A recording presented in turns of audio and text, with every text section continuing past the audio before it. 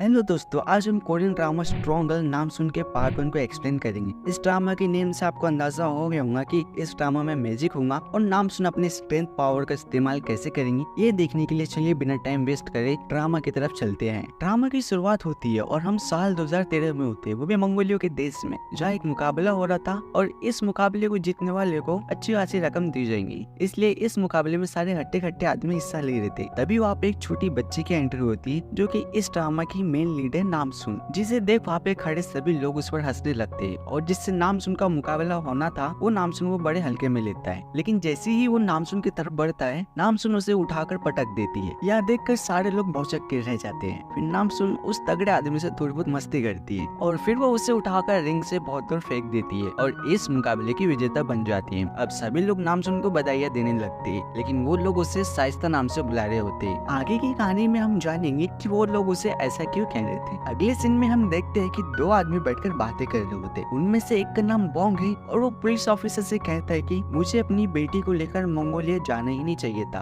अगर मैं ऐसा नहीं करता तो आज मेरी बेटी मेरे साथ होती। बोंग बताता है कि जब नामसुन 5 साल की थी तो बोंग उसे लेकर मंगोलिया गया था, जहाँ पर वो दोनों बिछड़ गए थे और उसकी लाख कोशिशों के बावजूद भी नामसुन उसे नहीं मिली। लेकिन बोंग आज भी उसे ढूंढने की लगातार कोशिश कर रहा है। पुलिस ऑफिसर कहता है कि नामसुन के बारे में कोई ऐसी बातें बताओ जिससे हम नामसुन को आसानी से ढूंढ सके। जब बोंग बताता है नामसुन बहुत ताकतवर है और उसके पास स्पेशल पावर्स है, बल्कि नामसुन के पास ही नहीं उसकी माँ हवांग और उसकी नानी के पास भी ये पावर थी, जिससे वो भारी से भारी सामान उठा सकते हैं और उनके पास गजब का स्ट्रेंथ पावर है जो कि पिछले 500 साल से उनके परिवार की लड़कियों को जन्म से ही मिल जाता है। पुलिस ऑफिसर बोंग से पूछता है कि तुम्हारी शादी वोंग से कैसे हुई थी। तब हमें वोंग बताता है कि वोंग पहले एक छोटा सा रेस्टोरेंट चलाया करती थी और मैं उसके सारे बैंक अकाउंट्स को देखा करता था और इसी बीच हम दोनों में प्यार हो गया और वोंग ने मुझे प्रपोज किया था। वोंग कहती थी कि वो पैसे कमाए और मैं घर और बच्चों को संभालूं और इस बात पे राजी होकर हमने शादी कर ली। सब कुछ अच्छा चल रहा था, लेकिन नामसुन को खोने के साथ साथ मैंने वोंग को भी खो दिया। नामसुन के गुम हो जाने की वजह से वोंग ने मुझसे डिवोर्स ले लिया। अब ड्रामा आगे बढ़ता है और हमें वोंग दिखाई जाती है जो कि बहुत बड़ी कंपनी की ओनर है। वोंग अपनी कंपनी में बैठकर नामसुन को याद कर रही होती। तभी वोंग का सेक्रेटरी उसे एक आइडिया बताता है कि हमें नामसुन को ढूंढना है तो हमें एक कंपटीशन ऑर्गेनाइज करवाना होगा जिसमें सारी स्ट्रॉन्ग गर्ल्स को बुलाया जाए और अगर इसमें नामसुन भाग लेती है तो हम उसे आसानी से ढूंढ सकते। ये आइडिया वोंग को बहुत अच्छा लगता है और वो कंपटीशन कराने का ऑर्डर दे देती है। वोंग ऑफिस से घर के लिए जा रही होती कि तभी वह दो आदमी एक कीमती तलवार के साथ आते हैं और वोंग से उस तलवार को गिरवी रखकर पैसे देने की मिन्नतें करने लगते हैं। उनमें से एक आदमी कहता है कि मेरी पत्नी बहुत बीमार है और मुझे पैसों की सख्त जरूरत है। वोंग उसकी मजबूरी देखकर जैसे ही अपनी तिजोरी की तरफ बढ़ती है और उसे खोलने लगती है, वैसे ही दूसरा आदमी उठकर वोंग के गले पे चाकू रख देता है और उससे सारे पैसे एक बैग में भरने के लिए कहता है। लेकिन रुको जरा, सब्र करो, उन्हें वोंग की ताकत का भी अंदाजा नहीं है। वोंग इनका मार मार के वो हाल करती है कि उनके शरीर के सारे पुर्जे ढीले हो जाते हैं। अब कहानी फिर से मंगोलिया शिफ्ट होती है, जहाँ नामसुन जीती हुई ट्रॉफी के साथ घर आती है और वो उस ट्रॉफी को अपने माँ बाप को देती है और पूछते है कि आखिर ये पावर मुझे कैसे मिली। तब उसकी माँ उसे बताती है कि जब हमने तुम्हें पहली बार देखा था तुम्हें घोड़े पर बैठकर जोर जोर से रो रही थी और तुम्हें अकेला देखकर हमने तुम्हें अपने साथ घर लेकर आ गए। उसकी माँ उसे वो ड्रेस देती है जो कि नामसुन ने उस दिन पहना था।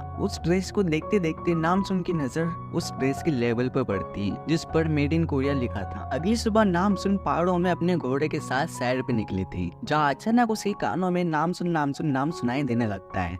नामसुन भागकर अपनी माँ के पास आती है और उसे कहती है कि मुझे लगता है कि मेरा नाम नामसुन है और मैं कोरिया से हूँ। मैं कोरिया जाके खुद की आइडेंटिटी पता करना चाहती हूँ। ये सुनने के बाद उसकी माँ रोने लगती है। अपनी माँ को रोता देख नामसुन कहती है कि जब मैं बड़ी हो जाऊंगी तब कोरिया जाऊंगी, तब तक मैं तुम्हारे पास ही रहूंगी, इसलिए तुम रोना बंद कर। अब धीरे धीरे समय बीतता है और नामसुन अब बड़ी हो गई है। वो अपने पापा से कोरिया जाने की परमिशन लेकर कोरिया जाने की तैयारी करने लगती है। जिस दिन नामसुन कोरिया जाने वाली होती है उसी दिन उसके घोड़े की मौत हो जाती है। वो अपने घोड़े से बहुत ज्यादा अटैच थी, इसलिए उसके बाल काटकर अपने पास रख लेती है और वो उसी पहाड़ों में जाती है जहाँ वो अपने घोड़े के साथ अक्सर जाया करती थी। वही से नामसुन अपने घोड़े की बेल को ऐसा फेंकती कि वो बेल सीधा जाके कोरिया में एक पुलिस ऑफिसर के सर पे लग जाता है। ये पुलिस ऑफिसर इस ड्रामा का मेन लीड ही सिख है जो कि इस बेल को देखकर सोच में पड़ जाता है कि ये बेल आखिर आ ही कहाँ से। दूसरी तरफ हम कोरिया में देखते हैं कि वोंग ने जो स्ट्रॉन्ग गर्ल का कंपटीशन करवाया था जिसे एक रिहाई नाम की लड़की जीत जाती है और और वांग को लगता है कि वही उसकी नामसुन है। नामसुन को वापस पाने की खुशी में वांग एक फैमिली डिनर रखती है, जहाँ उसका पति बॉन्ग, बेटा नामजू, उसकी माँ और उसका भाई भी शामिल होते हैं। वांग कहता है कि वह लड़की हमारी नामसुन हो ही नहीं सकी क्योंकि नामसुन के पैर पर एक स्कार था। वांग रात के समय रिहाई के रूम में जाती है और ठीक वैसा ही स्कार रिहाई के पैर में देखती है। स्कार देखने के बाद उसका विश्वास और भी पक्का हो जाता है कि यही उसकी बेटी है। अगले सीन में हम देखते हैं कि हेसिक एक ड्रग एडिक्ट लेडी का पीछा कर रहा होता है, जिसे ड्रग डीलर ड्रग्स देने के लिए बहुत पैसे मांग रहे थे, जिसके लिए उस लेडी ने वांग से पैसे उधार लिए थे। उस औरत पर वांग को शक होता है, इसलिए वो भी उसे बचाने के लिए उसके पीछे जाती है, वो भी अलग रूप में, क्योंकि वांग अक्सर मजबूर लोगों की इसी तरह मदद किया करती है। वांग उन गुंडों को खूब पीटती है और हेसिक उन्हें अरेस्ट कर लेता है। तभी हेसिक को खबर मिलती है कि मंगोलिया से कोरिया आने वाली फ्लाइट में ड्रग्स है। हेसिक अपनी पूरी टीम के साथ उस एयरपोर्ट पे जाता है और नामसुन भी उसी फ्लाइट में होती है। वही किसी दूसरी फ्लाइट में हमें एक और मेन लीड कैरेक्टर सीओ को दिखाया जाता है, जो कि एक गुड लुकिंग लड़का है जिसका बिहेवियर थोड़ा सा अजीब है। अगले ही पल में हम देखते हैं कि नामसुन के फ्लाइट में कुछ गड़बड़ी हो जाती है, जिससे उसकी फ्लाइट क्रैश होने वाली होती है। कि नामसुन फ्लाइट से बाहर निकलकर उस प्लेन को अपनी पूरी ताकत लगाकर रोक देती है, जिससे उस प्लेन में बैठे सारे लोगों की जान बच जाती है। नामसुन जब प्लेन को रोक रही थी तब उसे हेसिक देख रहा होता है और दूसरी तरफ सीहो भी अपनी बस से नामसुन को देख रहा था। यह देखकर दोनों का मुंह खुला खुला रह जाता है कि कैसे एक लड़की इतने बड़े प्लेन को रोक सकती। पुलिस सभी पैसेंजर्स के सामान चेक करने लगी। हेसिक नामसुन का बैग चेक कर रहा होता है, जिसमें उसे एक घोड़े के बाल और एक घड़ी मिलती है, जिसे नामसुन देने से मना कर कहती है कि जब मैं 5 साल की थी तभी मैं अपनी माँ से बिछड़ गई थी और इसी घड़ी के जरिए मैं अपनी माँ को दोबारा ढूंढ सकती। हेसिक कहते हैं कि मुझे सारे सामान चेक करने ही होंगे, लेकिन मैं तुमसे वादा करता हूँ कि मैं तुम्हें तुम्हारी माँ से मिलाने में मदद करूंगा। और वो उसका सामान फॉरेंसिक लैब में भेज देता है। नाम अपने रहने के इंतजाम के लिए 3 महीने का रेंट देकर एक छोटा सा रूम लेती है। नाम ने जिससे वो कमरा लिया था वो औरत एक स्कैमर निकलती है, इसलिए नाम के पास हैंडओवर पर टेंट लगाकर रहने के अलावा कोई और दूसरा ऑप्शन नहीं रहता है। नामसुन वही टेंट लगा लेती है।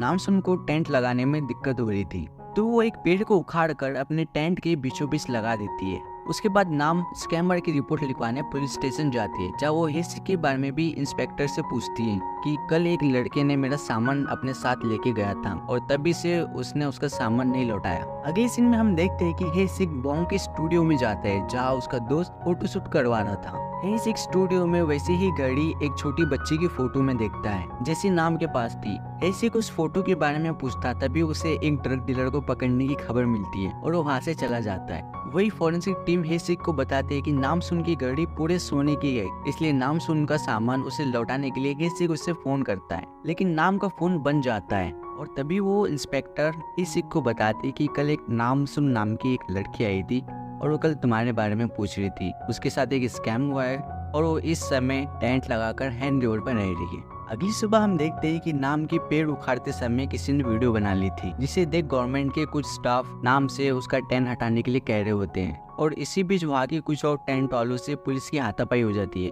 और इसी वजह से वहाँ के सारे लोगों को पुलिस स्टेशन ले जाया जाता है, जहाँ हेसिक नाम को देखकर उसे छुड़ाकर बाहर ले जाता है। हेसिक उसे एक बिल्डिंग दिखाकर कहते हैं कि इसके टॉप फ्लोर पर मैं रहता हूँ, और ये कहकर हेसिक वहाँ से घर चला जाता है, जहाँ वो किसी से फोन पर 2003 से 2023 के बीच की गायब हुई लड़कियों की लिस्ट मांगता है और उसके बाद म्यूजिक लगाकर डांस करने लगता है। ये सब नाम दूर से खड़ी होकर देख रही होती है। नाम के पास फास्ट जंपिंग, रनिंग के साथ साथ दूर की चीजें देखने के भी स्पेशल पावर्स हैं। अगले सीन में हम देखते हैं कि रिया अपने कुछ दोस्तों के साथ पार्टी कर रही होती है और वो कहती है कि मैं वांग को आसानी से बेवकूफ बना सकती हूँ और मैंने उसके अभी तक 100 वॉन्ड ले भी लिए हैं, लेकिन उनके घर की सारी औरतें बहुत ही स्ट्रॉन्ग है और उनकी बेटी उन सब में स्पेशल है।